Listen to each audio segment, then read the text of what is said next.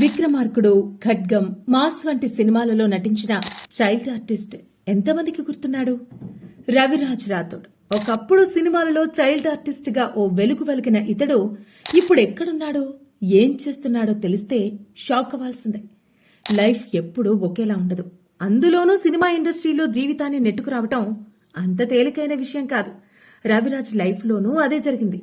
ఎన్నో సినిమాల్లో child artist గా నటించినా చివరికి తాగుబోతులా మారాడు.